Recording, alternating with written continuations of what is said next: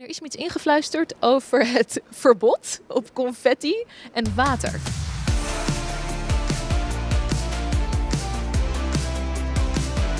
Voordat de acts hier fysiek op het podium staan, hebben ze eigenlijk al maandenlang digitaal gerepeteerd. Met alle mensen van Contest.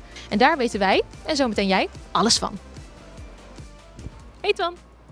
Hi. Jij bent een van de belangrijkste mensen hier. Jawel. Oké, dankjewel. Als head of contest. Ja. En dat betekent eigenlijk dat alle deelnemers, wat ze willen op het podium, gaat door jou.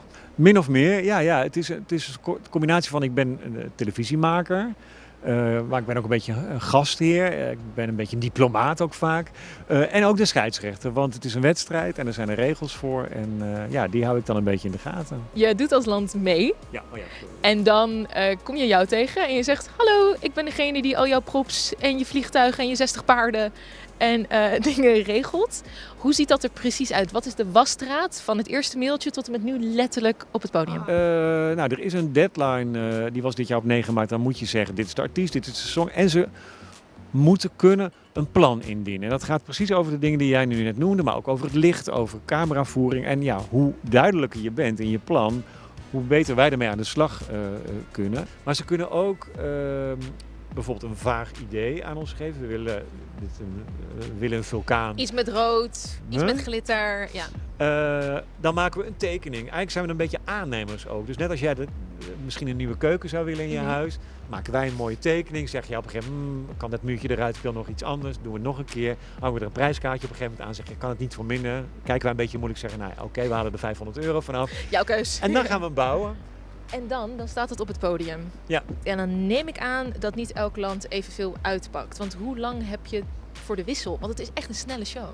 Ja, nu in de repetitiefase hebben we gelukkig nog wat meer tijd. We moeten soms ook even heel goed nadenken en vooral uitvinden. Hoe gaan we nou zo snel... Ja, daar gaan we. Hoe gaan we nu zo snel mogelijk het voor elkaar zetten? Maar, en dat is dus ook een reden om soms al in een vroeg stadium te zeggen, we moeten hem iets simpeler aanpakken. Het moet in de 40 seconden die zo'n filmpje, 40. postcard, ja, moet het kunnen. Okay. Maar ik stel je gerust, er rennen hier straks 32 stagehands. Dus jongens en meiden die dat razendsnel veranderen, rennen hier rond. En dat wordt ook gerepeteerd. En dan moet je repeteren? Ja. Landen zijn hier niet maandenlang, maar ik neem aan dat er maandenlang wordt voorbereid. Hoe werkt dat dan? Kan je zonder artiesten al repeteren hier? Ja, er is iets heel slims bedacht een aantal jaren door de Zweedse productie. Dat zijn stand-in rehearsals, dus dan zijn we al hier. Toen waren we al hier, alles was opgebouwd. Maar toen hadden we een grote groep studenten van 2 Rotterdamse opleidingen, Codarts en het Alberda College. Allemaal jonge mensen die bezig zijn om een carrière op te bouwen in zang en dans. En die hebben al die nummers ingestudeerd. En we gebruiken de stand-ins om het land te laten zien. Oké, jongens, zo hebben wij het tot dusverre voorbereid. Krijgen ze dus inderdaad via een beveiligde server een link die ze 24 uur kunnen bekijken. Daarna verdwijnt hij op mysterieuze wijze. Er zit een formulier bij en dan mogen ze ook alleen op dat formulier hun feedback geven. En op het moment dat zij dan de koffers pakken en in het vliegtuig stappen naar Nederland, kunnen wij alvast weer de eerste aanpassingen doen om weer een stap te zetten om hun ambitie, hun droom echt waar te maken. En je doet het natuurlijk niet alleen. Nee. Je hebt een heel team. Ja. En die hebben we ook gesproken. Ja. Wat toevallig. Ik ben Maxime en ik ben een van de contestproducers dit jaar voor het Eurovisie Songfestival. En naast mij staat de lieftallige Jorgo. En ik doe eigenlijk hetzelfde. Nou, als contestproducer zijn we er eigenlijk mede verantwoordelijk voor dat wat de landen bedenken, dus dat wat ze in hun hoofd hebben bij hun act en bij hun liedje, dat ook is wat je gaat zien op het podium en op televisie uiteindelijk. Dus de informatie die zij naar ons toesturen, die zetten wij door naar de mensen van het licht en de regie en onze mensen van props, dus die alle decorstukken maken. Ja, in principe kunnen ze alles vragen.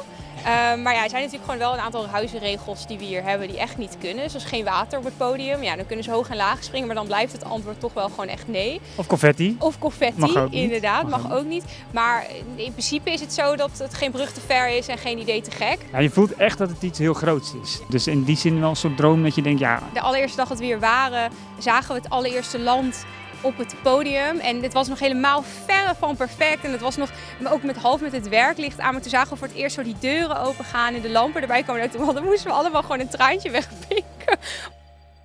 is me iets ingefluisterd over het verbod op confetti en water. Ja, Dat is heel specifiek. het is heel specifiek. Het heeft bijvoorbeeld ook te maken met die 40 seconden waar ik het net al eventjes over had. Dus, Oh, schoonmaken. nou ja, je kunt hier de hele boel vol confetti slingers spuiten. Dat is heerlijk, maar dat krijgen we natuurlijk nooit in 40 seconden opgeruimd. Dus er is één confetti moment en dat is op zaterdagnacht.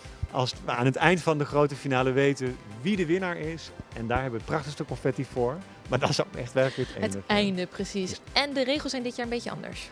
Nou, er is een regel toegevoegd omdat we in een heel vroeg stadium aan alle delegaties hebben gevraagd om met zo min mogelijk mensen te komen. Dus om dat mogelijk te maken, mogen de backing vocals op een bandje staan. Yes. En dan horen we ze wel, maar ze zijn niet live hier. Ik hoop gewoon heel erg dat ze straks, ongeacht of je de finale hebt weten te bereiken, ongeacht of je links of rechts in het scorebord, op het scorebord terechtkomt, dat je toch naar huis gaat. De ene zal misschien wat meer teleurgesteld zijn dan de ander, maar dat je denkt, oké, weet je, met dat leuke team van Nederland hebben we er toch het beste van gemaakt. En we hebben gewoon een goede tijd met elkaar gehad en we zijn toch trots op ons optreden. Ik hoop echt dat al die teams op die manier het kunnen afsluiten straks.